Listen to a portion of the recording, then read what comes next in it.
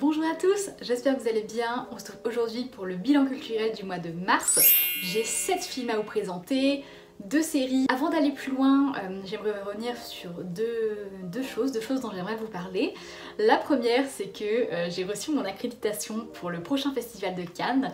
J'ai la joie de vous annoncer que je vais faire toute la quinzaine du festival, que je vais couvrir pour le blog du cinéma. Le blog du cinéma, c'est donc un site collaboratif, un blog avec lequel je participe régulièrement. J'ai intégré la rédaction là au mois de février.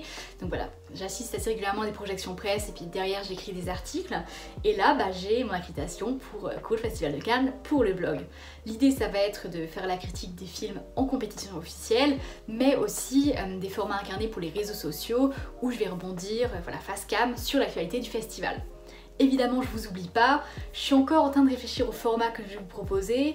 Comme j'y vais pour travailler, il sera clairement pas possible de faire un format quotidien comme l'année dernière, où c'était tenable sur 3 jours. Là, sur une quinzaine, j'ai quand même quelques doutes. Cependant, il sera largement possible de faire un format tous les 3-4 jours peut-être. Deuxième chose, c'est le coup marketing de Marvel, là qui... il y a de ça quelques jours, au moment où je filme cette vidéo, a lancé un live sur les réseaux sociaux en filmant une chaise. Une chaise qui, pendant 10 minutes, montrait le nom de Chris Hemsworth. Et puis, seconde chaise, pendant 10 minutes, Vanessa Kirby. Et ainsi de suite. Au total, il y a plus d'une vingtaine d'acteurs qui ont été dévoilés. Ces acteurs qui font partie du casting de Avengers Doomsday, donc le prochain film Avengers qui va rentrer là en tournage et qui est supposé sortir l'année prochaine. Les délais sont très courts, mais il est vrai qu'avec ça, Marvel a fait plus de 200 millions de vues sur ce live. Ça a été un événement parce que ça a duré presque 5 heures, 5-6 heures environ, et ça a été top tweet à l'international, tout le monde en parlait, ça a même lancé une trend sur les réseaux où les gens disaient, parce que à chaque fois qu'un acteur était annoncé, il y a par exemple Ian McKellen qui va revenir dans son rôle de Magneto, ainsi que Patrick Stewart en tant que Charles Xavier, et les gens disaient voilà, Patrick Stewart reviendra en tant que Charles Xavier, et donc les gens reprenaient ça pour en faire une tendance et en mettant Carla Sofa-Gascon reprendra son rôle d'Emilia Pérez dans Avengers Doomsday. On a aussi eu Jacques Develay reprendra son rôle de l'abbé Grisol dans Avengers Doomsday. L'abbé Grisol, c'est l'abbé de Miséricorde, le fameux curé. Donc voilà, c'était très drôle, moi ça m'a beaucoup hypé pour le film. Alors évidemment pas trop de surprise, enfin je veux dire, on retrouve les Thunderbolts, on retrouve les 4 Fantastiques, on retrouve Falcon, des personnages qu'on connaît bien. Il y a le retour des X-Men, donc originaux, ceux des années 2000, ça c'est une très belle surprise. Mais il y aurait qu'il y a pas mal d'absents, on n'a pas parlé de Vision, on n'a pas parlé de Moon Knight, mais ni Doctor Strange par exemple, qui lui va évidemment apparaître dans le film. Visiblement le reste du casting sera dévoilé ultérieurement, on a encore un peu de temps.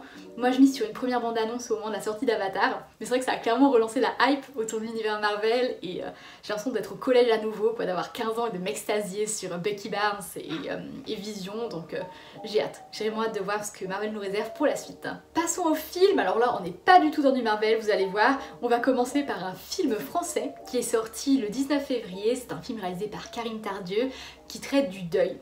C'est L'attachement. C'est beaucoup trop tôt. Je piétine le passé. Ta mission, c'est d'être heureux. Ma vie, c'est un fagot de merde.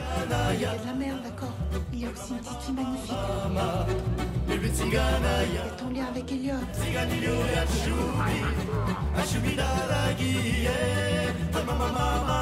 puis il y a Emilia. Et même l'ex de ta femme qui ressemble à personne. L'attachement, c'est l'histoire de Sandra, donc personnage de Valeria Bruni Tedeschi, qui est quinquagénaire, elle tient à son indépendance, vous voyez, et soudain, un jour, sa voisine vient déposer son fils, Elliot, parce qu'elle va accoucher. Sauf que voilà, les heures passent, et quelques heures, la voisine ne revient pas. C'est son mari, interprété par Pio Marmaille, qui revient en larmes, puisque sa compagne, en fait, a perdu la vie lors de l'accouchement. Et donc il se retrouve papa célibataire avec Elliot et sa petite fille qui vient de naître. Et donc Sandra va s'immiscer dans ce cercle familial en fait, et elle qui tenait tant à son indépendance, qui ne voulait pas fonder de famille, finalement va prendre goût à tous ses enfants et à cette relation qu'elle va nouer avec eux. Ce que je retiens de L'attachement, c'est son écriture. Réellement, c'est ce qui me reste le plus en tête à la sortie du film. Le ton d'abord, qui oscille entre le drame et l'humour. Souvent ça se voit avec les enfants en fait, les scènes avec les enfants qui, surtout Elliot, parce que la petite fille ne parle pas, mais Elliot qui est en primaire, bah, lui est assez bavard, et en fait à un moment il peut être très adorable, vraiment être très attachant, et juste après il va te sortir une phrase absolument tragique, et c'est vrai que cette tonalité où tu essayes de trouver quand même un peu de vie, un élan de vitalité dans le drame, bah c'est très bien écrit quoi, et là-dessus je tiens vraiment à le souligner, c'est adapté d'un roman mais c'est d'une justesse assez folle et ça se ressent notamment dans l'écriture des personnages. Alors l'intrigue est plutôt centrée sur le personnage de Valeria Bruni Tedeschi, mais on va dire qu'une fois que son lien avec Elliot est établi, l'intrigue va plutôt basculer sur le personnage de Pio Marmaille, donc ce père célibataire Alex qui fait difficilement son deuil. C'est brillant, vraiment son écriture est brillante, c'est un papa veuf et en fait on va suivre comment est-ce que Alex va projeter sa douleur, vous voyez, sa colère, sa solitude sur ceux qui l'entourent, y compris croire en amour qui en réalité n'est qu'une manière de compenser l'absence de sa compagne décédée, vous voyez. Pio Marmaille exceptionnel, bien sûr, mais aussi Valeria Bruni Tedeschi qui a une certaine chaleur, je trouve, qui s'émane, vous voyez, de ce rôle de femme en apparence blasée, vraiment, et c'est marrant parce que visiblement Valeria Bruni Tedeschi c'est quelqu'un qui est adorable dans la réalité et ce rôle d'une femme farouchement indépendante, vous voyez, c'est pas quelque chose qui lui correspond à l'origine, mais elle le fait très bien. Alors on va parler d'une déception, et le film est une déception pour moi, le film est une déception pour Warner Bros qui perd pas mal d'argent. Alors de ce que j'ai pu lire, les équipes techniques et les acteurs etc ont été payés, donc seulement le studio qui perd l'argent, donc voilà. Mais il n'empêche que moi j'ai été quand même assez déçue par le nouveau film de Bong Joon-ho, Mikey 17, sorti le 5 mars. I got a job to do. Mickey Bonds, fighting right to the end. My great gift to mankind. Are you afraid to die? This time I wasn't scared.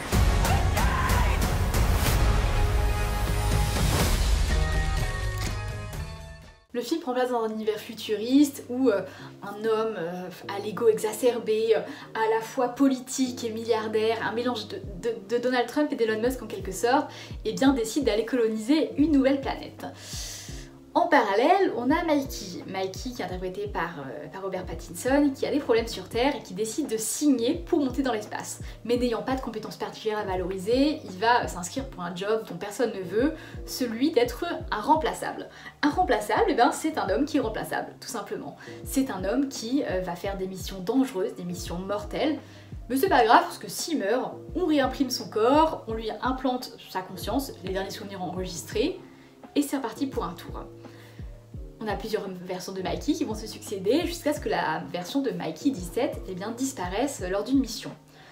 La version Mikey 18 est réimprimée, sauf que voilà, dans le même temps Mikey 17 revient. Et donc on se retrouve avec deux Mikey qui cohabitent. Je vous parlais de l'échec de ce film et c'est vrai que c'est regrettable parce que Bong Joon-ho il a tout fait en fait dans ce film pour que l'œuvre soit accessible et qu'elle puisse toucher un maximum de personnes.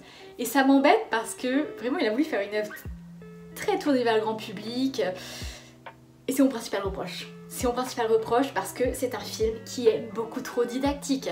On a une exposition qui dure 30 minutes.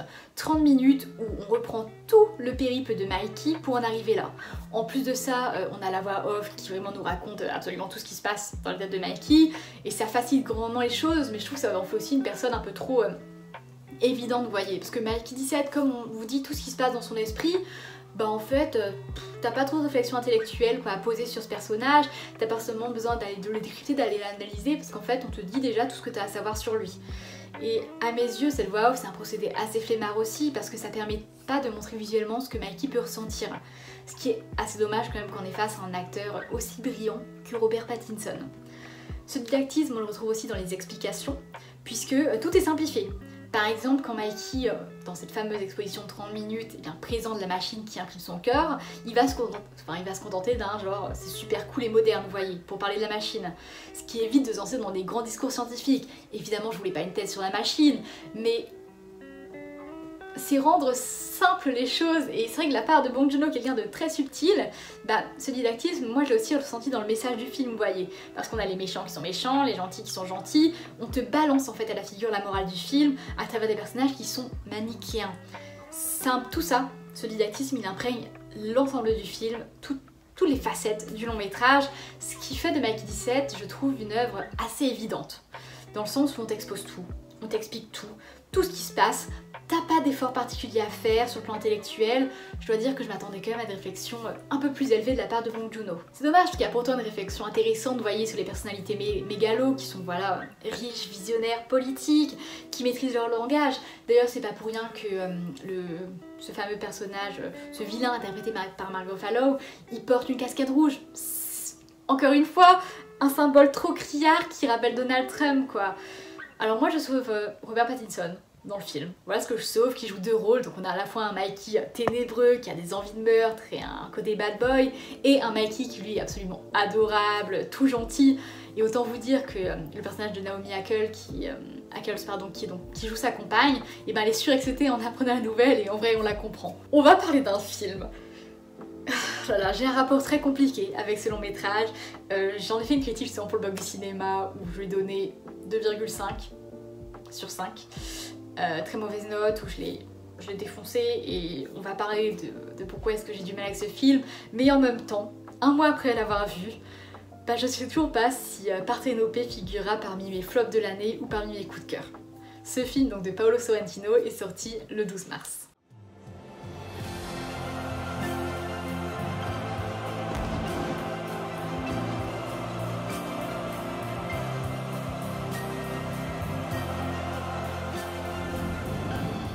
È stato meraviglioso essere ragazzi.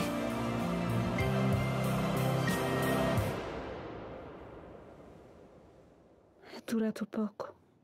Partenope, c'est l'histoire de Partenope, une jeune femme splendide. Vraiment, elle est belle, elle est intelligente, elle est gentille. C'est une fresque sur 70 ans où voilà, Paolo Sorrentino nous raconte la vie de la belle Partenope dans la baie de Naples à travers un format épisodique. Voilà, à travers des segments qui suivent plusieurs fragments de son histoire. Alors moi, j'ai commencé par ce qui me reste le plus à l'esprit. Un mois après, c'est la plastique du film. Parce que moi, c'est vraiment ce qui m'a envoûtée, vous voyez. La bande originale qui est composée de chansons italiennes et de musique douce, très apaisante, vous voyez.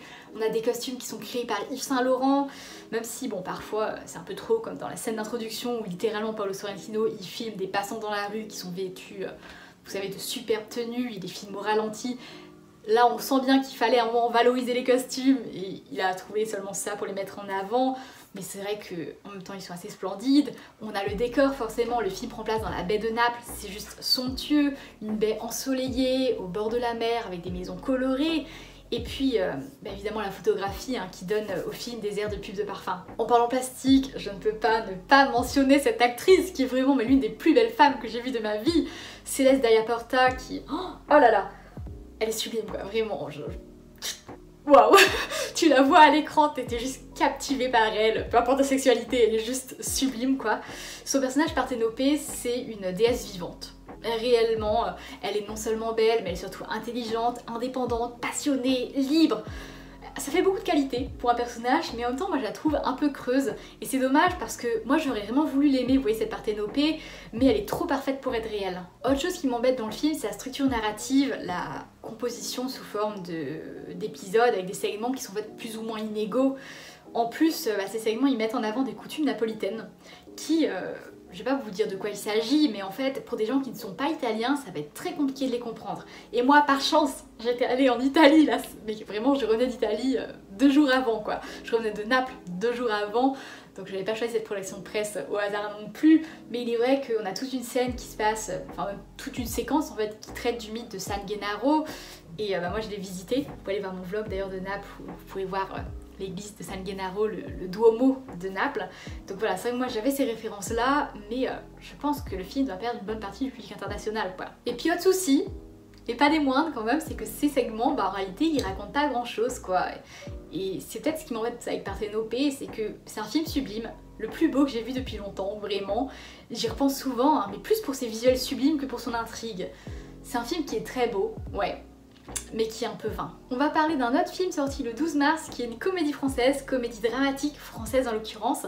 C'est le premier film d'Enya Barou intitulé On ira. Entre celle qui ose pas dire ce qu'elle va faire en Suisse, celle qui ose pas dire qu'elle a ses règles et l'autre là qui comprend rien toute la journée là. C'est les plus belles vacances de ma vie. Au-dessus des vieux volcans, I vis sa best life là. sous le tapis du vent. putain, c'est quoi ça? Quoi ça? Ah, mais ça c'est les notes, c'est mon rap. Mais dégagez-moi ça. Voyage, voyage.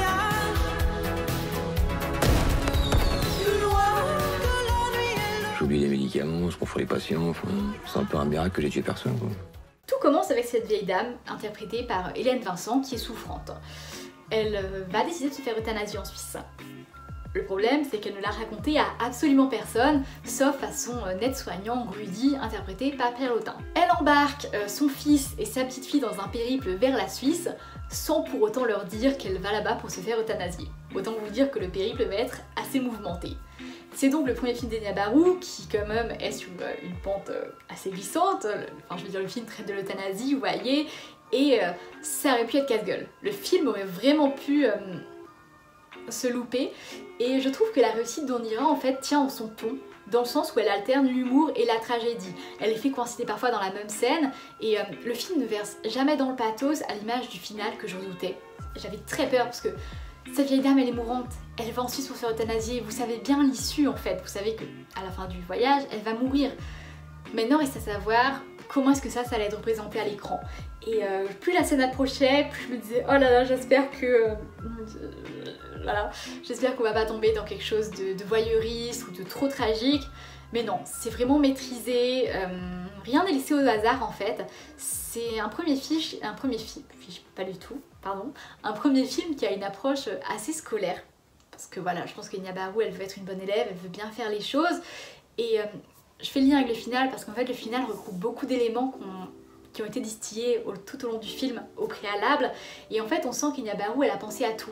Elle a pensé à absolument tout et c'est vraiment la copie, vous voyez, de la bonne élève quoi. Rien n'est laissé au hasard, la moindre ligne de dialogue a un sens, une pertinence et certains éléments seront réemployés plus tard dans l'intrigue. À mes yeux, ça traduit vraiment une démarche très appliquée de sa part. Bon, et puis évidemment, le film fonctionne grâce à son casting, c'est superbe quatuor, Juliette Gasquet, Hélène Vincent, Pierre Lautin et David Ayala, qui ont une dynamique où ils s'engueulent beaucoup. Vraiment, mais voilà, c'est des engueulades qui finissent par se réconcilier et puis après, ah mince, un peu de tension. C'est une dynamique qui fonctionne vraiment et j'aurais jamais pensé à les faire travailler ensemble, ces 4 acteurs, mais c'était assez brillant de les mettre dans un même film. Alors, on va parler d'un film Disney. Je sais même pas pourquoi est-ce que je vous fais du teasing, on va parler de Blanche-Neige. Voilà, le Blanche-Neige de Marc Webb, donc remake en live action du célèbre conte et qui est sorti le 19 mars.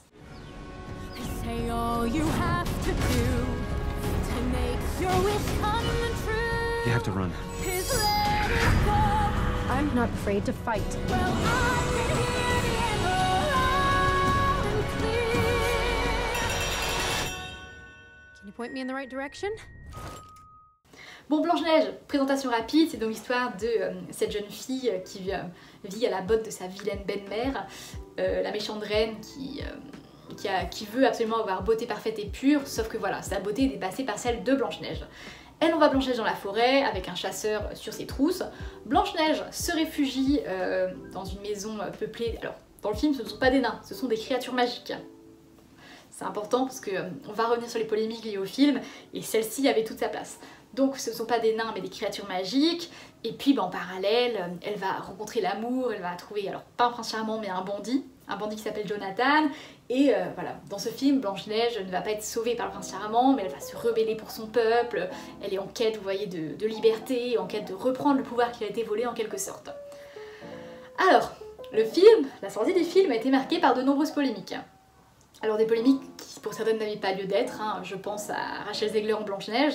Alors Rachel Zegler en Blanche-Neige, le problème c'est que, le problème que les gens ont soulevé, c'est qu'elle a des origines colombiennes. Sa mère a des origines colombiennes. Soit. Mais en fait, d'emblée dans le film, on t'explique que le nom de Blanche-Neige lui a pas été donné en raison de sa couleur de peau, en raison du fait qu'elle soit blanche comme l'ivoire, mais parce que tout simplement elle est née dans une nuit de tempête. Voilà, c'est l'une des premières choses qui est dite dans le film, hein. Donc tu balayes la première polémique. La deuxième, eh bien, ce sont ces fameux 7 nains, voilà, où bon, il y a des polémiques qui ont été lancées au sujet du fait que ça aurait été bien d'employer des vraies personnes de petite taille pour interpréter les nains. Disney a décidé de faire des créatures de synthèse, pour le coup, qui sont assez terrifiantes quand même. La scène d'introduction, Hey Ho dans la mine, punaise, t'en fais des cauchemars quoi. Je me tâte à mettre un extrait juste après, mais vous savez vraiment les extraits de mauvaise qualité. Oh je le fais. Faut absolument que je vous montre la scène de la mine parce qu'elle est absolument effroyable.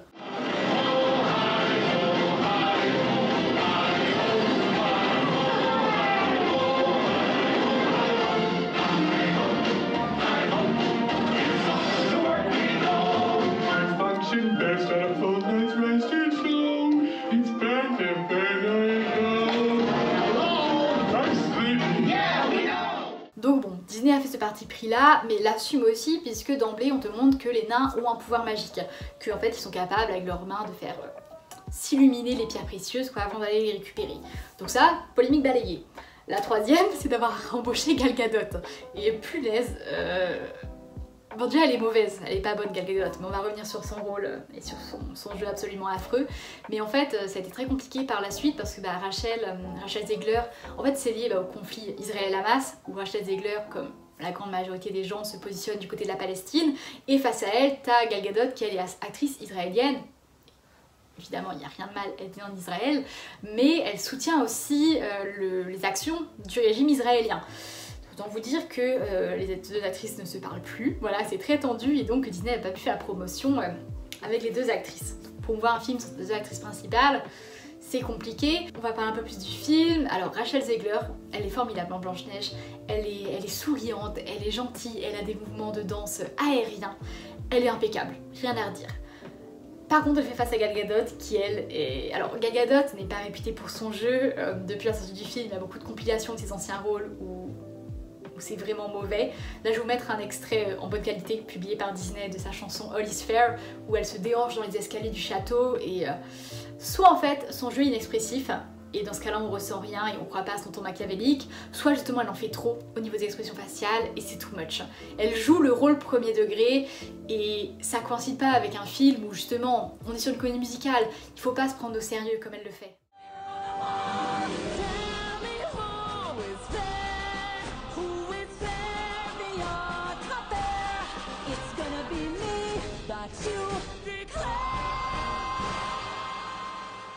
Ce que j'ai beaucoup aimé dans cette réécriture, c'est que justement le film s'adapte à notre époque. Par conséquent, cette Blanche-Neige, eh bien, elle est moderne, elle se bat, elle se pose des questions, elle veut être la meilleure reine possible, enfin la meilleure future reine possible. Vraiment, elle est prête à tout pour aider son peuple. Elle ne rêve plus d'amour, mais elle ne rêve pas de prince d'ailleurs, mais d'un bandit.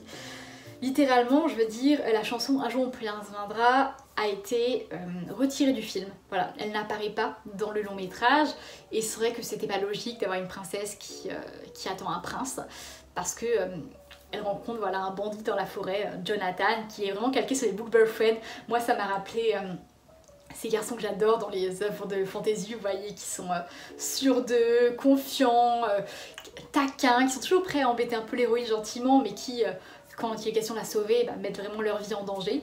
Donc là-dessus, ça a très bien marché, et en fait, on voit vraiment cette romance qui s'installe au fur et à mesure, ce qui fait qu'au moment où arrive le baiser, il n'y a rien de problématique. Vous n'êtes pas là à vous dire est-ce que ça ne serait pas une agression sexuelle? Parce qu'en fait, on voit qu'ils ont envie de s'embrasser mutuellement et finalement c'est juste l'aboutissement d'une relation qui nous a été introduite un peu plus tôt. Dernière chose, et là par contre c'est vraiment mauvais, ce sont les visuels qui sont affreux. On est face à une photographie qui est fade, des nains qui franchement sont terrifiants, vous l'avez vu. Souvent le château est filmé à contre-jour, on a pas mal de scènes à contre-jour avec vraiment un ciel qui est beaucoup trop blanc, on peine à y croire et c'est dommage parce que pour une œuvre qui est aussi moderne, ça perd sa féerie. Non pas parce que c'est une réécriture, mais juste parce que la photographie n'est vraiment pas adaptée à un conte. Oh, mais je suis à 24 minutes. On va accélérer un peu les choses parce qu'il me reste beaucoup de choses à vous présenter. On va parler du dernier film qui est sorti le 26 mars, adapté d'une autobiographie, c'est Lire Lolita à Téhéran d'Eran Riklis. Great books are supposed to make you feel uneasy and make you question what you take for granted.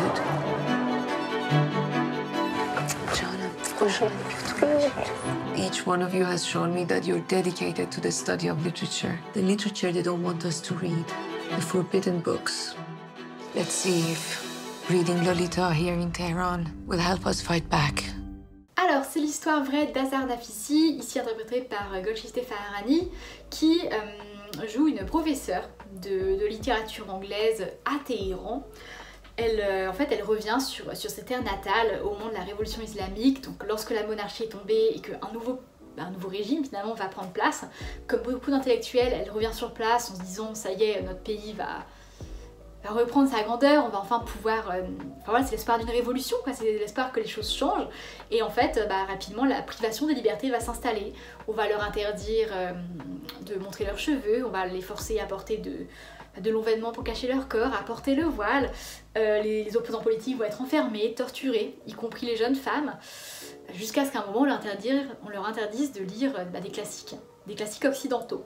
Et donc Azar Nafisi, après avoir été renvoyée de son université à Téhéran, va fonder un club avec d'anciennes élèves, avec ses étudiantes, pour continuer à lire des classiques clandestinement. Ce club y réunit donc plusieurs femmes, 7 au total autour de la littérature, et ce que j'ai aimé c'est que chacune de ces femmes en fait donne à voir un parcours différent, des profils différents. C'est plusieurs pans de la société israélienne, vous voyez. On a cette jeune femme qui elle a un mariage d'amour, en tout cas qui considère son compagnon comme son meilleur ami, mais à l'inverse il y en a une autre qui est battue par son compagnon, vous voyez. Donc c'est vraiment des existences différentes qui cohabitent ensemble, avec quand même toute une volonté commune, en tout cas pour la grande majorité d'entre elles, d'un jour partir d'Iran en fait pour vivre leur vie ailleurs. C'est un film à l'atmosphère très sombre, hein. On va pas se le cacher, avec beaucoup de violence qui est liée à ce régime, et si la mise en scène du film en elle-même est classique, je la trouve assez brillante lorsqu'elle vient raconter l'horreur, puisque alors on a parfois des scènes graphiques qui sont très dures, notamment le personnage de Zahra Ibrahimi qui est vraiment... flagellé frontalement, quoi, face caméra, et là c'est vraiment brutal, tu fermes les yeux à chaque coup de fouet, mais ça se passe souvent hors champ et ça passe par des cris ou bien par des personnages qui nous racontent la scène, et c'est vrai que ça nous laisse imaginer l'horreur que ces personnages ont pu traverser. Passons aux séries, on va parler de 2 séries Netflix à succès. Alors chaque année Netflix a sa grande série qui séduit aussi bien la presse que les spectateurs. En 2024 c'était Mon Petit Reine et en 2025 c'est Adolescence, et ça tombe bien parce qu'on va parler de ces 2 programmes. J'ai enfin rattrapé Mon Petit Reine qui est sorti donc en avril 2024. There's a reason you're keeping her around and maybe it's what she gives you. Got really manly hands, haven't you? Chiseled jawline. Should we run away together? So you're a comedian? Sort of. It's not going well. So is that a question? Somebody hurt you, didn't they? Who was it? Martha, can you let go of my hand now, please? Martha, please let go! Don't you dare! Alors c'est l'histoire de Donnie Dunn. Donnie Dunn, il a quitté son pays pour s'installer en Angleterre. Son rêve c'est de faire du stand-up, mais qu'on se le dise, ses numéros marchent pas trop, et puis il stagne. Il travaille dans un bar, il essaye tant bien que mal de se faire un nom, mais ça fonctionne pas. Un jour, une femme nommée Martha, qui prétend être avocate, vient s'installer à son bar. Elle a pas l'air bien, donc Donnie lui offre simplement une boisson. Et à ce moment-là, Martha commence à développer des sentiments pour lui, vraiment. Sauf que Martha, elle a déjà été condamnée par le passé pour avoir stalké, harcelé des gens, et sa nouvelle proie, c'est ce pauvre Donnie. Ce qui est assez fou, c'est que ça datait d'une histoire vraie. C'est que Richard Gad, donc l'acteur principal, raconte son histoire. Mon Petit Reine, c'est son histoire, c'est ce qui lui est réellement arrivé. Et ça, c'est quelque chose qui est perceptible dans l'écriture des personnages, puisqu'ils sont tout en complexité. Et on sent bien que cette complexité, elle n'est pas fictive, quoi. Pour avoir des personnages qui sont aussi... Moi j'adore quand on est face à des personnages complexes, où t'as vraiment toute une psychologie qui est présente dans l'intrigue. Alors forcément cette série m'a particulièrement parlé, et c'est vrai que cette réalité, elle est palpable dans le scénario en fait. Tu sens bien que ces personnages ont réellement existé, parce que c'est pas possible, je pense, d'écrire, alors certains le font, mais c'est difficile d'écrire des personnages aussi réels en fiction. Et rares sont les œuvres vraiment qui écrivent aussi bien des protagonistes. Je pense au comportement de Donnie face à Martha, où il adopte des positionnements différents à chaque fois, c'est-à-dire que il se montre gentil avec elle parce qu'elle lui fait pitié, en même temps il sort une blague un peu graveleuse pour désamorcer la situation, sauf que elle prend cette blague au premier degré. Il parvient pas non plus à la rejeter parce qu'au fond, elle y a ses blagues, donc elle comble en quelque sorte son besoin de reconnaissance. Et c'est justement toutes ces contradictions qui font de Donnie un protagoniste aussi réussi et terriblement humain. Face à lui on a Martha, et Martha qui nous terrifie autant qu'on la prend en pitié, quoi, qui abuse sexuellement de notre personnage principal. La série traite des abus sexuels, mais qui en même temps, cette pauvre femme, elle est dans un état de détresse profonde, quoi, vraiment. Et d'ailleurs une visite dans son appartement suffit à voir combien cette ancienne avocate est au fond du trou. Et pendant ce temps-là, on a Donnie qui lui ne peut s'empêcher d'avoir l'empathie. et qui peine à se débarrasser de cette femme à laquelle il reste quand même profondément attaché. Ouais, l'écriture de personnage est d'une justesse folle. Réellement, et ça tient au fait qu'ils ont réellement existé et qu'ils ont réellement vécu cette histoire. C'est une histoire d'emprise, de manipulation, de violence sexuelle. C'est pas une série à mettre entre tous les mains, mais punaise, ça fait quelques semaines que je l'ai vue et c'est juste brillant quoi. Autre série brillante qui est sortie donc début mars 2025 sur Netflix, c'est la grande série à succès de ce mois et très probablement de l'année, c'est Adolescence, donc par Jack Thorne et Stephen Graham. I haven't done anything. You're a good dad, a great dad.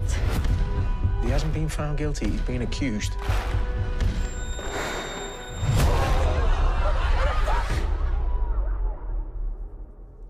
What have you done? Jamie est un adolescent de 13 ans qui est accusé de meurtre. Pendant cette mini-série de 4 épisodes d'une heure environ, eh bien on va suivre les différentes étapes de l'enquête. La perquisition de son domicile, l'enquête menée à son école, l'examen psychologique et puis dans un 4e épisode, les répercussions sur sa famille. C'est donc 4 épisodes d'une heure tournés en plan séquence. Le plan séquence, pour ceux qui ne connaissent pas, je sais pas si vous avez vu 1917, bah c'est ce procédé-là. C'est l'idée de suivre les personnages sans coupure, alors sans coupure apparente en tout cas. Ce qui signifie aussi incorporer, vous voyez, dans ces scènes des actions du quotidien qui seraient normalement coupées au montage parce que jugées inintéressantes. C'est voir des personnages, tu les vois en train de se moucher, tu les vois faire des actions qui, bon, d'habitude, tu ne pourrais pas les voir à l'écran, quoi, parce que c'est des gestes qui ne sont pas considérés comme importants lorsqu'on arrive en salle de montage. C'est donc une œuvre en temps réel et c'est vrai que ça donne un côté brut au programme. Je pense à ce premier épisode où vous suivez la perquisition, mais en fait c'est vraiment l'heure entre le moment où la police arrive jusqu'au moment où vraiment le jeune est incarcéré et il fait face à son avocat. Et c'est vrai que ce côté brut, en fait, je trouve que ça augmente la puissance, l'intensité du programme parce que ça fait oublier en quelque sorte le romanesque, vous voyez, en nous montrant à l'écran ce qu'on n'a pas l'habitude de voir. Je parle de choses très à terre, hein, comme la mère qui envoie un texto à la voisine pour lui demander de prendre en photo leur maison perquisitionnée parce qu'ils veulent après remplir les papiers d'assurance. Ici on voit aussi, lorsqu'ils sont au commissariat, voir les parents essayer la machine à café, le fils qui découpe sa cellule, qui se fait servir son petit déjeuner. Il n'y a pas de coupe au montage qui permettrait de dissimuler les moments les moins palpitants. Alors je dois vous avouer quand même qu'au départ, je comprenais pas bien pourquoi est-ce que la série s'appelait Adolescence, parce que j'étais persuadée qu'elle allait uniquement se concentrer sur Jamie, donc ce garçon accusé de meurtre.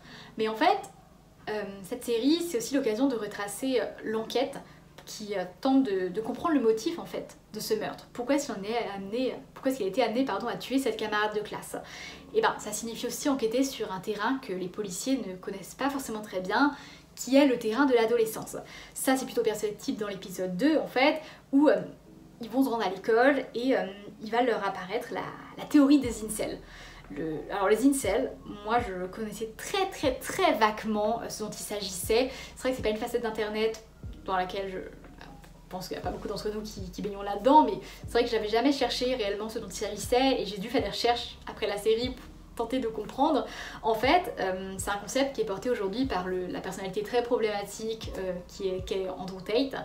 Et pour la faire courte, c'est l'idée d'un célibat involontaire qui est vécu par les hommes. Alors au départ c'était assez innocent, c'était incel, involuntary celibate, donc célibat involontaire si on fait la traduction littérale. C'était donc des hommes qui vivaient un célibat involontaire parce que les femmes ne voulaient pas d'eux. Au départ c'était juste ça, sauf que voilà, petit à petit ça a versé dans des mouvances beaucoup plus extrêmes, beaucoup plus violentes aussi, avec cette idée de rejeter la faute sur les femmes. C'est la théorie des 80-20 où en fait 80% des femmes ne s'intéresseraient qu'à 20% des hommes. C'est vrai qu'une grande partie des hommes vont rester seuls toute leur vie parce que les femmes ne veulent pas d'eux. Et donc ça justifierait de la violence, du sexisme. Et donc cette série s'appelle Adolescence parce que tout simplement elle nous plonge dans cet environnement collégien d'aujourd'hui empli de violence. C'est tout pour cette vidéo, j'espère qu'elle vous a plu. Vous l'avez constaté, je n'ai pas parlé de livres pour la simple et bonne raison que j'ai lu beaucoup. Je lis énormément en ce moment et pour le mois de mars j'avais 5-6 livres à vous présenter, donc pour éviter que ça prenne trop de place dans ce bilan culturel, j'ai décidé là pour ce bilan culturel et sans doute pour les suivants, en tout cas pendant quelques mois, de ne pas parler de livres et par contre je vous ferai une grande vidéo, je pense que ça va peut-être même durer 1 heure où vraiment je vous parlerai uniquement de mes lectures parce que je veux pas que ça imprègne mes bilans culturels qui sont quand même plutôt tournés vers les écrans. Donc voilà, j'espère que ça vous a plu et puis sur ce je vous dis à la prochaine.